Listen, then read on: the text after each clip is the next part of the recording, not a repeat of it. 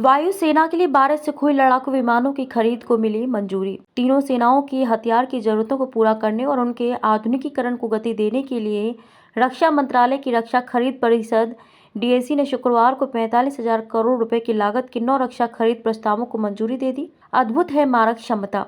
इनमें भारतीय वायुसेना के लिए 12 सुखोई 30 MKI लड़ाकू विमान, आकाश से सतह तक मार करने वाली ध्रुवास्त्र मिसाइल, नौसेना के लिए टोही जहाज से लेकर अग्रिम मोर्चे पर तैनात किए जाने वाली सेना के बख्तरबंद युद्धक वाहनों की खरीद के प्रस्ताव शामिल हैं। रक्षा खरीद परिषद की शुक्रवार को रक्षा मंत्री राजनाथ सिंह की अध्यक्षता में हुई बैठक के दौरान खरीद के 9 प्रस्तावों को शुरुआती मंजूरी प्रदान की गई। रक्षा मंत्रालय ने बयान में कहा कि 12 सुखोई विमानों की खरीद के साथ डोर्नियर विमानों के उन्नयन के लिए जरूरी प्रस्ताव को स्वीकृति दी गई है।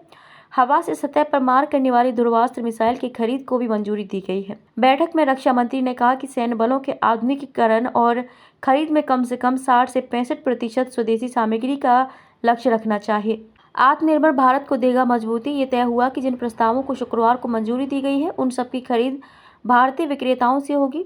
स्वदेशी रूप से डिजाइन, विकसित व निर्मित IDMM श्रेणी के तहत ये खरीद आत्मनिर्भर भारत के लक्ष्य को प्राप्त करने की दिशा में भारतीय रक्षा उद्योग को मजबूती देगी। राजनाथ ने बैठक में चीफ ऑफ डिफेंस स्टाफ, तीनों सेना प्रमुखों, रक्षा सचिव और डीजी अधिग्रहण को भारतीय रक्षा उद्योग के परामर्श से न्यूनतम स्वदेशी सामग्री सीमा को बढ़ाने की दिशा में काम करने का निर्देश भी दिया है। डीएसी ने हल्के बख्तरबंद बहुउद्देशीय वाहनों LAMV एकीकृत निगरानी एवं लक्ष्यीकरण प्रणाली ISATS की खरीद के लिए AON आवश्यकता की स्वीकृति या खरीद को प्रारंभिक स्वीकृति को मंजूरी दी। डीएसी ने आर्टिलरी गन व रडार की तेजी से तैनाती के लिए high mobility vehicle HMV gun towing वाहनों की खरीद को भी मंजूरी दी।